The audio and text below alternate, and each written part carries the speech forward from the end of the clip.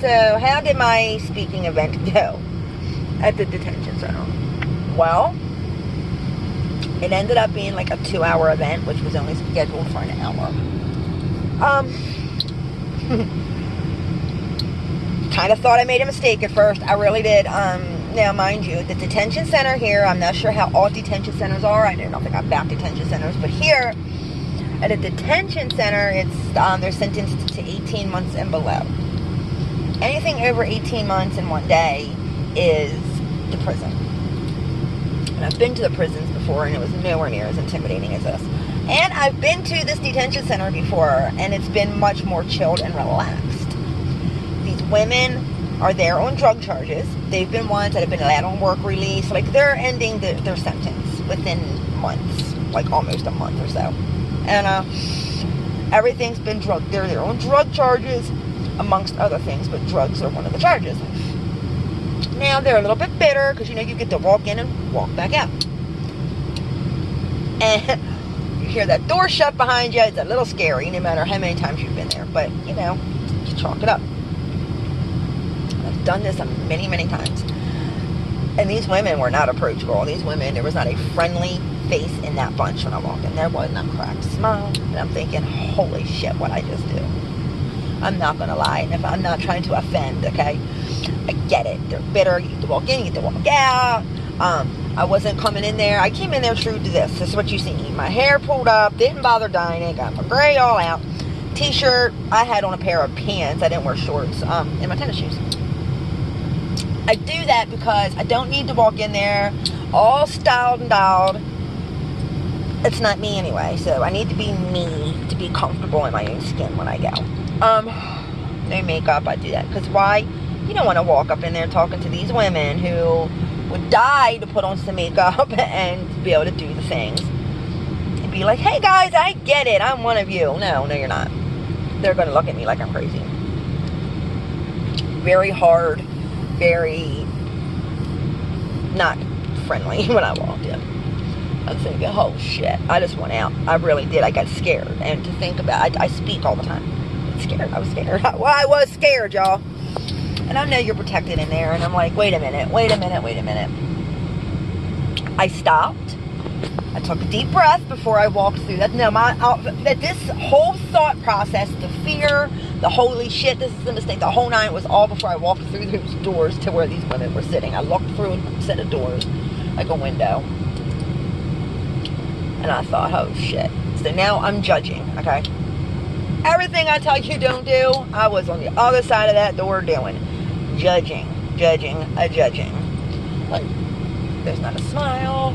Oh my God, they look like they want to kill me. Oh my God, this one's got resting bitch face, but is it really resting bitch face, or are they just like, oh my God? And then I'm thinking, well, what would I be like? Just a little bebopping in there like, hey y'all. So I've got to take a deep breath. Just come in there with confidence. I knew that I've got it.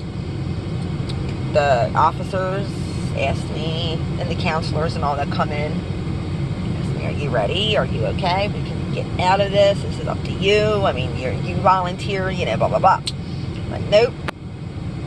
If I can reach one woman in that room, then my job is done. But, let me tell you what. I walked in that room. I introduced myself and saying, guys, my name is Chrissy, and I'm a recovering addict. They all looked at me, and one woman said, how long have you got, Chrissy? I said, I got 8 years with many chronic relapses underneath my belt prior, leading up to that. And I'm still learning, and I will always be in recovery. I will never be recovered. And that is where I started my speech. Hang tight. I'll be back to finish this. Okay, so I walk into this room, and I, have this conversation with these women, and it's like, hi, I'm Chrissy, I'm an addict, I have 8 years, they ask me how long I have, and I tell them, I'm still always recovering, I'm always learning, and they've seen my realness. That is where I went on, okay? That is how I started my topic, and I told them, we worked about self-love, we talked about inner change, it all starts with inside. I did the same thing I told you guys earlier. You've You've got to leave everything that you want to change behind you. So when you walk out of this facility in whatever time frame you leave here, it's all got to stay here. You're stepping out those doors with a whole new chance, an entirely new opportunity. And it's up to you to keep the structure that you have learned up. You've got to keep the changes that have occurred for you in here. You've got to keep that up out there. They're looking at me, and I can tell they're listening, and I can tell I'm actually reaching them. And we went into a Q&A, and that's what took another hour. I asked if we could, because I said I was starting to wrap it up. Thanked them all for listening. I thanked them all for the participation. I thanked them all for just being there, because it was a voluntary for them, you know. And they started asking questions, so I asked if I could stay, and they said, well, I mean, we don't need the room right now, so, I mean, I guess so, as long as everybody's cooperating, everybody's acting right, basically. And they just started asking me questions, and they started asking me, what do you mean leave things here? I said, you can't expect to get outside these doors and into society again and not make a change. You cannot step outside those doors and pick up and start using what you used when you went in here, because it's a whole new world. That shit's out here killing motherfuckers. I said, you can't walk out these doors and start mugging and robbing and breaking and entering. You can't. It's not. You're going to end up right back in here. You're going to lose whatever recovery time you're wanting, if it's anything of importance to you. I said, but you also have to walk out these doors wanting to be clean. If you're only wanting sobriety because your parole, your probation, your whatever says you've got to be, if you're only doing that because this is what you need to do to get the kids back, or to get the housing back, or to get the job back, or to stay out of jail, you're going to not succeed. You're going to fail, because without wanting it, you're not going to get it. You need to work for it. You need to put the time in for it. You need to be dedicated to it. You have to create your own structure. It's got to be your recovery.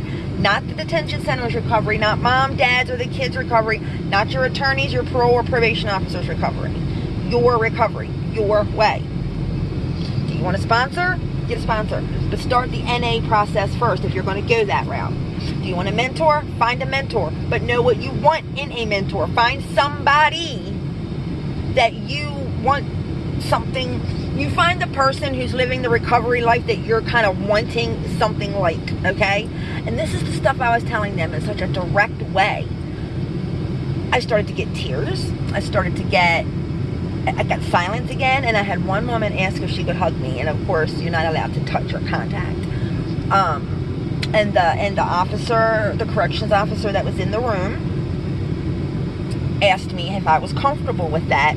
She says she can get up, walk over, I can walk to her, give a quick hug, and that's it.